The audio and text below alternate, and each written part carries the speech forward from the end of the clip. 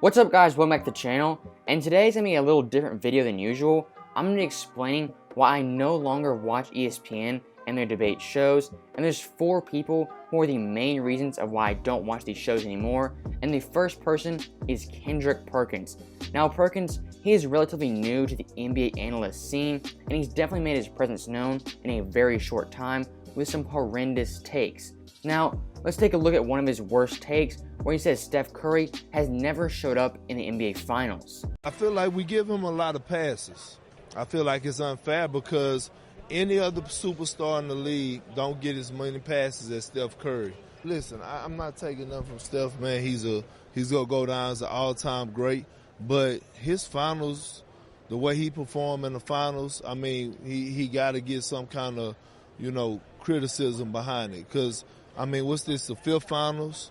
Yeah. And, he have yet to really show up.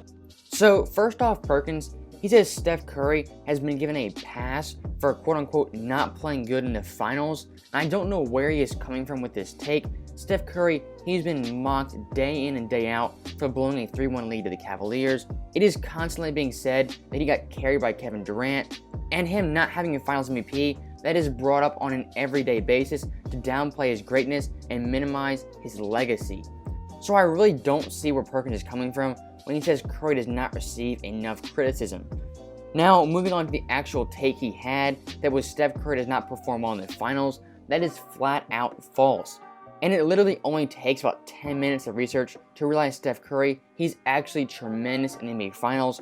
In 2015, he averaged 26, 6, and 5. In 2017, he averaged 27, 9, and 8. 2018, he averaged 28, 7, and 6. And his most recent finals in 2019, he averaged 31, 6, and 5. Now, in 2015, me personally, I think he should have won Finals MVP over Andre Iguodala. I think that is Steph Curry's biggest argument to have won a Finals MVP. But in 2018, I also think he had a pretty good argument to win over Kevin Durant, because Curry, he was the best player on the floor in 3 out of those 4 games. He did not have the better averages, but if you go back and watch those games individually, he was better than Kevin Durant in 3 out of those 4 games. Now, as I said before, the big knock on Steph Curry is he does not have a Finals MVP. But let me just throw some numbers out there to show you guys why that really does not matter, and Steph Curry's legacy, it is already cemented as one of the best players of all time. He is the only player to ever average over 26 points per game and over 6 assists and not win the Finals MVP, and he has done that 3 times. He is also one of 11 players in NBA history to have 6 career Finals games, scoring 30 plus points, and out of those 11 players, he is the only one to not have a Finals MVP. And it really only takes about 5 minutes to realize Steph Curry, he is a great Finals performer, no matter what Kendrick Perkins or anyone else says. Now, the next clip we're going to take a look at is when Kendrick Perkins argues that James Harden is better than Steph Curry. Your team. It's proven. When James Harden left Oklahoma City, by the way, he won 6th Man of the Year playing with Russell Westbrook and Kevin Durant. As soon as he stepped foot into the Rockets franchise, he made that franchise relevant again, Max. And I'm not discrediting Steph. So, Perkins' main argument for James Harden being better than Steph Curry is that he made the Rockets relevant again. Now, correct me if I'm wrong, the last time the Warriors won a championship before Curry joined them was in 1975. And really the last good Warriors team before Curry came was the We Believe Warriors. So when Perkins says Harden is better than Curry because he made the Rockets relevant, he doesn't realize Steph Curry, he made the Warriors more relevant than James Harden made the Rockets, and that argument, it actually hurts his case for saying Harden is better than Curry. So about a month ago, Kendrick Perkins, he released his top 5 NBA teams of all time, and it was an absolutely horrendous list. I mean, starting off at number 1, he has the 97 Bulls as the greatest team of all time. The 97 Bulls, they aren't even the best Bulls team of all time. Now at number 2, you have the 01 Lakers. That is a respectable pick, and I can't really argue with that. Shaq and Kobe, they were tremendous in the 01 season. But at number 3, you have the 04 Pistons. Now, the 04 Pistons, they did not have a true superstar on their team, and they really are one of the most unique teams of all time. But to be a top 3 team of all time, they are just not that. And in my opinion, this 04 Pistons team, it isn't even the best Detroit Pistons team of all time. I would either go with the 89 Pistons or the 90 Pistons, led by Isaiah Thomas, Dennis Rodman, Joe Dumars, Vinnie Johnson, and Mark Aguirre. Those teams were stacked, and I think that is the best Pistons team of all time. Now, just when you thought this list couldn't get any worse, Kendrick Perkins, he put the 08 Celtics at number 4. Now, once again, Perkins, he picked a team that isn't even the best team in that franchise's history. I think off the bat, you have a couple of Bill Russell Celtics teams that are better. You also have a couple of Larry Bird teams that are better. And taking the 08 Celtics over those teams, that is an absolutely clown take. Now, moving on, we have one more Kendrick Perkins take, and this deals with Michael Jordan and LeBron James battling for who is the GOAT. Now, I want you to look at the tweet on your screen, and I want you to keep in mind this tweet was less than a month ago, and since that tweet, there's been absolutely no basketball that has taken place. So any all-time ranking opinion, it really should not have changed in that time period. But Kendrick Perkins, he is the exception to the rule, and somehow the Last Dance documentary, it influenced his opinion so much that he had a change of heart. And since that, he has ranked LeBron James ahead of Michael Jordan. Now, I really don't have a problem with someone putting LeBron over Jordan. That is your personal opinion. I do think you are wrong.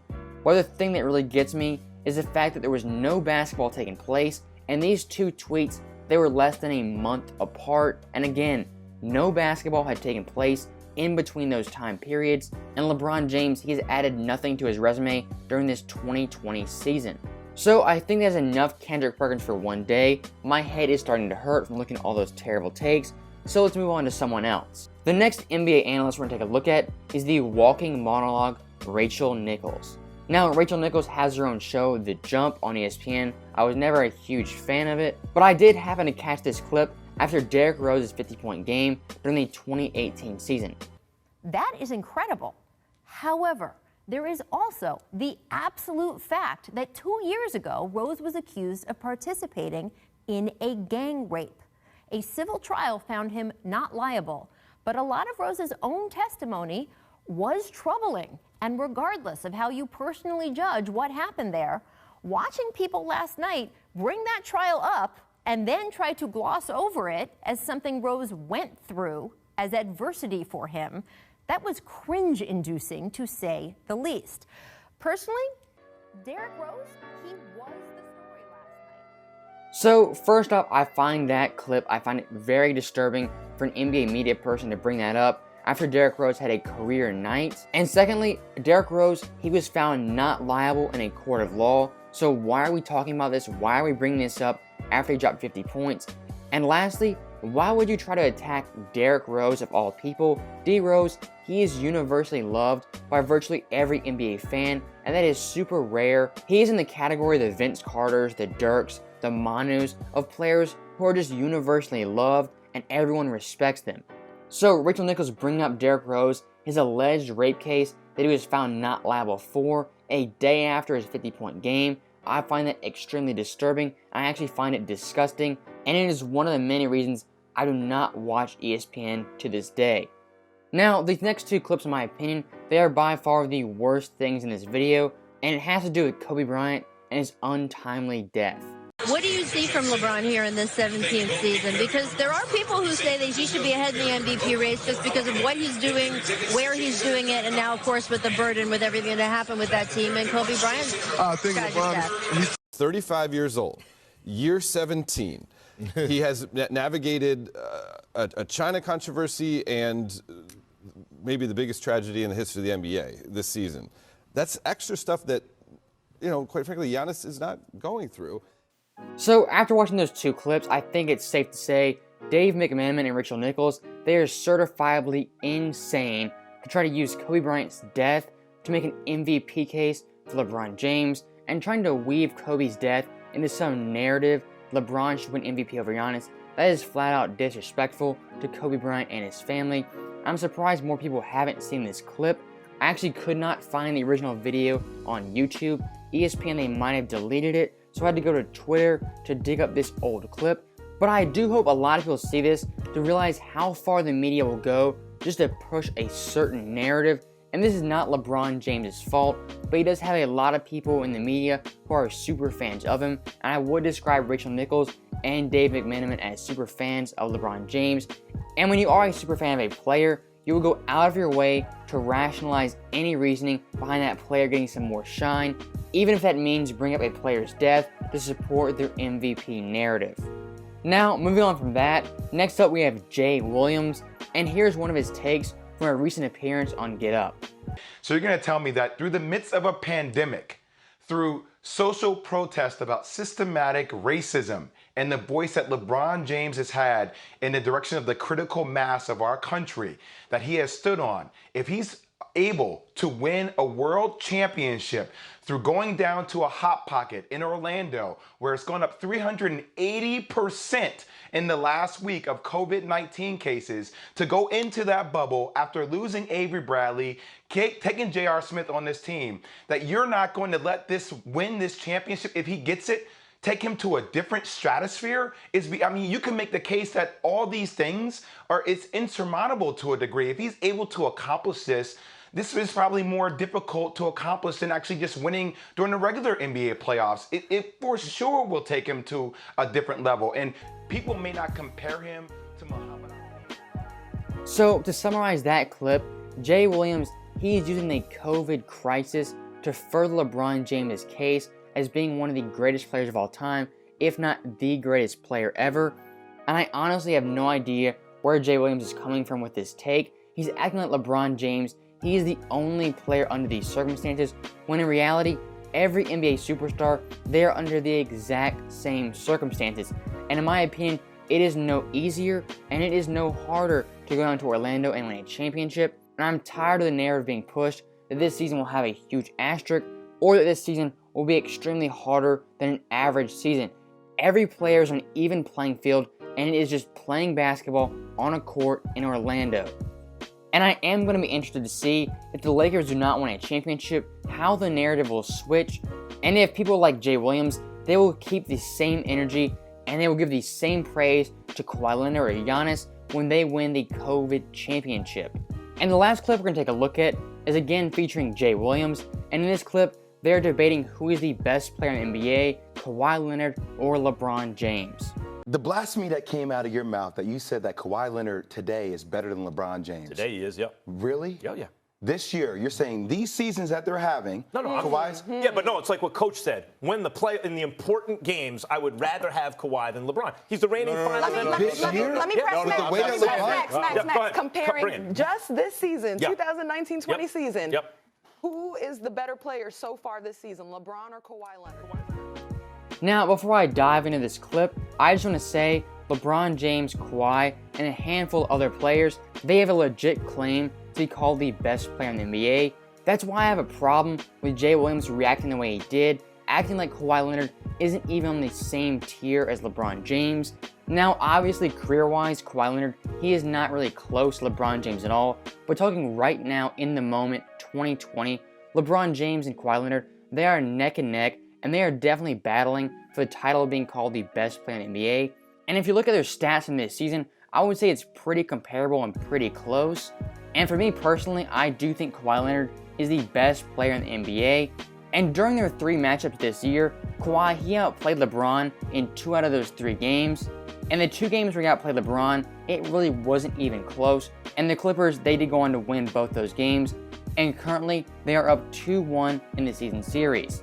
And a big reason I still say Kawhi is the best player in the NBA has to deal with his 2019 playoff run and how historically great it was and how great Kawhi was from round 1 all the way to the NBA Finals. And for me personally, I don't think 60 games in the regular season changes who is the best player in the world. I think the playoffs, that's where you decide who is the best player. And up to this point, Kawhi Leonard, he had the best playoff run in 2019. So in my mind, he is still the best player in the NBA over LeBron James and everyone else in the league. And if you do think LeBron is the best player in the league, I mean, good for you. Just understand it is a very close race, and don't be like Jay Williams and act like it's some mind-blowing fact that Kawhi is now on the same level as a 35-year-old LeBron James, because that is the reality of the situation. Kawhi, LeBron, Giannis, a healthy KD, they're all on the same tier, and it's ridiculous to act like there's some big gap between all those players. So that is the end of the video. I just want to make this video to explain to you guys why I don't think ESPN and these debate shows should be taken seriously. It's a lot of hot take artists and people who really don't know the game of basketball and don't really deep dive and invest a lot of time in researching the game and the history. And I think there's a lot of alternative NBA content out there on YouTube. You have guys like Dom2K, Legend of Winning, and even Beast Souls. Those guys have just as good content as the big-time programs like ESPN, Fox Sports. So again, I hope you guys liked the video. And with that being said, thank you guys for watching. I'll see you guys next time.